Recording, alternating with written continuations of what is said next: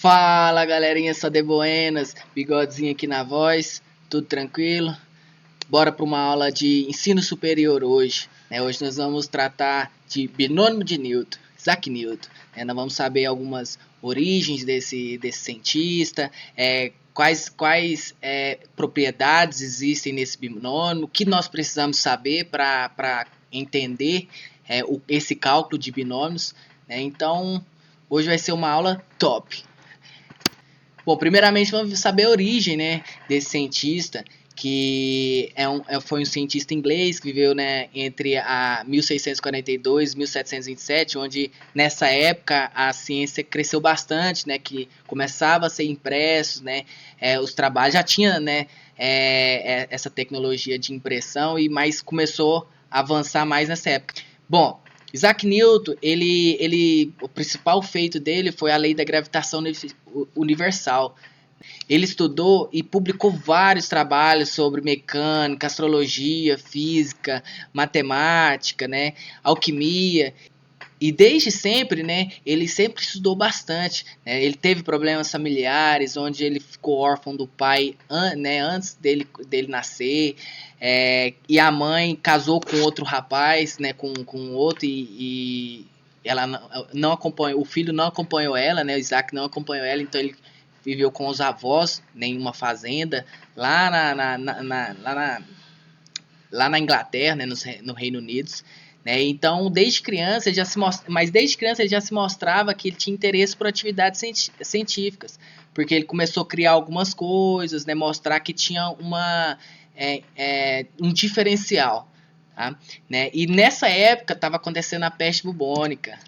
Né? Então, ele teve vários problemas durante a vida dele, onde... sem contar que ele nasceu prematuro também, todo mundo falando que ele ia morrer, porque nasceu muito pequenininho, muito fraquinho, mas ele ultrapassou todos os limites das possibilidades. Então, é conhecida uma frase dele que ele ultrapassou os humanos pelo poder do seu pensamento. O binômio de Newton permite escrever uma forma canônica de polígonos correspondentes, né, elevado a uma potência. Ou seja, em outras palavras, ele está referindo a uma forma geral de representar uma relação entre duas variáveis que é elevada a uma potência que tem que ser natural, né? Bom, tem que ser natural porque a gente está falando do binômio de Newton, mas, entretanto, deve-se levar em relação que o binômio de Newton ele não foi, né, o objetivo de trabalho do Newton, né? Na verdade, ele estava estudando as regras que permitem quando o expoente ele é fracionário ou inteiro negativo, né? Você está calculando ali a relação entre duas variáveis, só que o expoente, né, ele não é natural, ele é fracionário ou inteiro negativo, né? E isso leva a um estudo de séries infinitas. São muito importantes, bastante usada na nossa cotidiana, na genética, na tecnologia, na informação, tudo isso trabalha assim com séries infinitas. Bom, então essa é um pouco da origem da história do binômio de Newton. E nós vamos desenvolver agora, né, para nós entendermos, né, esse binômio de Newton, nós precisamos de entender do que se trata, né? Então, por exemplo, aqui nós temos um n natural, né? Então o meu expoente ele sempre vai ser natural para a gente calcular esse binômio de Newton. Ali eu tenho duas variáveis, a mais b elevado a zero. Bom, todo mundo elevado a zero é 1, então quando o n é elevado a zero, certo a gente entender que é 1. Não, quando é 1, é ele mesmo, né? Elevado a 1, não está multiplicando por ninguém. Porém, quando é 2, é um quadrado perfeito. Ó, quadrado da soma de dois termos. Não sei se você no ensino médio estuda bastante, que é quadrado primeiro mais duas vezes o primeiro vezes o segundo mais quadrado segundo. Né? Então, esse é um produto notável, né? Conhecido como produto notável, e que nada mais é que um binômio de Newton também, né? Que nós vamos entender como se dá esse binômio de Newton com o termo geral que agora eu vou apresentar. Né? Então, esse processo, né, aí tem n elevado ao cubo, que também tem a forma de calcular, certo? Então, esse processo ele se torna difícil e demorado se você fazer quando o n é muito grande. Por exemplo, se a mais b elevado a 60, né? Vai ser um pouco difícil você fazer ele manualmente, mas tem como a gente chegar a essa resposta sem precisar desenvolver, né, cada um multiplicando por cada um. Né? Então, eles nos remetem a cálculos mais trabalhosos se a gente for fazer à mão. Vou mostrar várias ferramentas matemáticas que tornarão mais prático esse desenvolvimento dessa, né, de A mais B elevado a N, sendo N um natural. Então, eu trouxe aqui uma definição de coeficiente binominal, né, que é considerando dois números naturais, N e P, sendo N sempre maior ou igual, não pode ser o contrário, então sempre tem que ser N maior ou igual a P, chamamos de coeficiente binomial N sobre P e indicamos N por P. Né? Então, o número dado nada mais é que, se a gente olhar bem, é a fórmula da combinação. Né? Com certeza, quem está no ensino superior de exatas já viu algum dia essa fórmula, porque é a fórmula da combinação simples. Né? Então, em outras palavras, o número binomial de ordem N e classe P, nada mais é que a combinação simples de N, P a P. Que eu trouxe algumas propriedades desse número binomial. E a primeira propriedade que eu trago é que quando a gente tem dois números complementares, dois números binomiais complementares, significa que os seus denominadores, né, a sua classe, né, ou seja, que a gente na nossa primeira propriedade a gente tem P e Q, né, somando eles, sempre vai ser igual a N. Né? Então, se a gente tem dois números binomiais, se a gente somar as classes, sempre vai ser igual a N. Né? P mais Q vai ser igual a N. Certo? Então, números complementares, dois números binomiais complementares, é quando eles se completam. Né? Em outras palavras, é isso. É que somando ele, dá o de cima. Certo? Quando P, ou seja, quando a classe é zerada, sempre vai ser igual a 1. Né? Você tem uma ordem e aí o P é 0. Então sempre vai ser igual a 1. Isso para todo N, né, pertencente aos naturais. Quando o P é igual a N, ou seja, quando os dois são iguais, sempre também vai dar 1. Tá bom? Porque vai ser divisão de dois números iguais. Então vai dar 1 também. Isso tem como a gente definir, né, demonstrar, tem demonstrações disponíveis que são às vezes muitas triviais, mas não é objetivo agora a gente ficar pausando para demonstrar porque temos poucos minutos. E quando P é igual a 1, ou seja, N, né, a ordem N e classe 1, sempre vai ser igual a N, né, sempre. Então, se o denominador é 1, né, em outras palavras, agora eu vou falar que o de cima é o numerador, de baixo é o denominador, certo? Então, sempre quando o P é 1, vai dar N, certo? O resultado é o de cima, o numerador. Bom, para a gente continuar entendendo, desenvolvendo o binômio de Newton, né, chegar a essa conclusão, a gente precisa entender o triângulo de Pascal, né, que também é um triângulo aritmético infinito, onde são dispostos os coeficientes das expansões binomiais. Né? Esses números que compõem o triângulo, ele representa um triângulo que apresenta diversas propriedades e relações que vai ser discutida mais para frente. Essa representação geométrica ela já foi estudada na China antes do triângulo de Pascal estudar afinco. Só que o Pascal ele estudou mais essas propriedades, né, esse triângulo, e conseguiu demonstrar isso nos seus livros, nos seus artigos, e ficou conhecido como triângulo de Pascal. Mas já era estudado há uns 300, 400 anos atrás, menos um pouquinho, mas por outros matemáticos. Né? E os números que compõem esse triângulo de Pascal são chamados de números binomiais ou coeficientes binomiais. Então vamos lá, vamos entender o que eu estou falando aqui. Bom, então vamos construir esse triângulo, né? Eu dispus ele aqui do lado e do lado esquerdo eu coloquei o coeficiente binomial, para a gente entender de onde está saindo. Na linha 0 vai ser igual a 1. Já na linha 1, né, vai ser 1 sobre 0 e 1 sobre 1. 1 sobre 0 é 1, certo? E 1 sobre 1 também é 1. Então, se a gente colocar esses valores aí lá na fórmula do coeficiente binomial, né, que também é das combinações, vai dar esses resultados daqui da direita, que é o nosso triângulo de Pascal. Aí, segunda linha, vem 2 sobre 0, 2 sobre 1, 2 sobre 2. E isso tá compondo aqui o nosso triângulo, né? Tá fazendo aqui essas relações. E aí, para n linhas, a gente vai ter n infinito valores para esse triângulo. Se você prestar atenção, esses valores em vermelho, esses coeficientes, ele é chamado de triângulo de Pascal, né? E se a gente observar bem, ó, a gente está somando duas variáveis elevado a um número natural. Ou seja, o que ocorre no desenvolvimento de a mais b elevado a n, sendo n um natural. Então, esse é o desenvolvimento que acontece. E aí, se o n for muito grande, se o n for, por exemplo, 50, 60, então fica um pouco inviável a gente colocar a mais b vezes a mais b. Aí faz essa, depois multiplica com a mais b, aí depois o resultado multiplica com a mais b de novo, e isso distribuindo vai ficar bastante extenso. E o binômio de Newton veio aí para nos ajudar.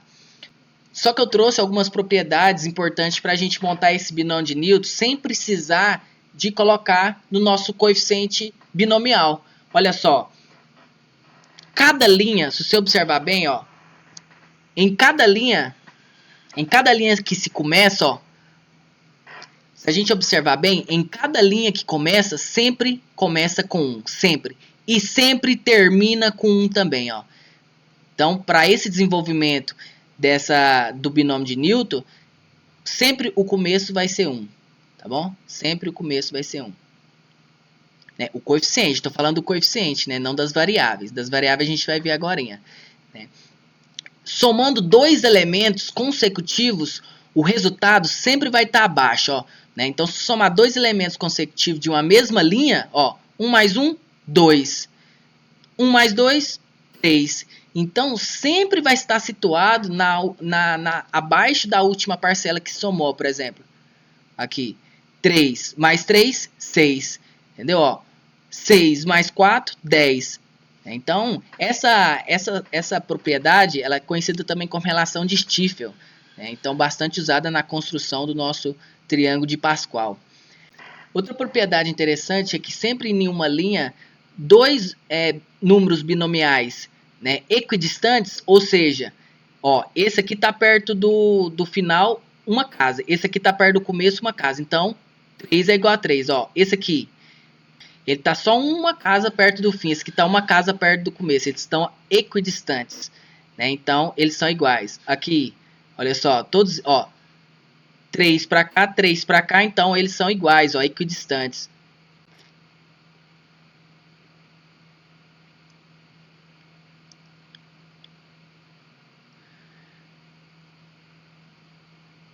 Outro fator muito interessante é que a soma de todos os valores que tem na linha, né, a soma de elementos, de todos os elementos da linha, sempre vai ser 2 elevado a n. Ou seja, aqui, por exemplo, ó, o n é 2, certo? Então, ficaria a soma de todos os coeficientes é igual a 2 elevado a 2. Ou seja, 2 ao quadrado. Então, quanto que é? 1 mais 2, 3. 3 mais 1, 4. Quanto que é 2 ao quadrado? 4. Agora, na linha ao cubo aqui. 1 mais 3, 4. 4 mais 3, 7. 7 mais 1, 8. Quanto que é 2 elevado ao cubo? É 2 vezes 2 vezes 2. 2 vezes 2, 4. 4 vezes 2, 8. Né?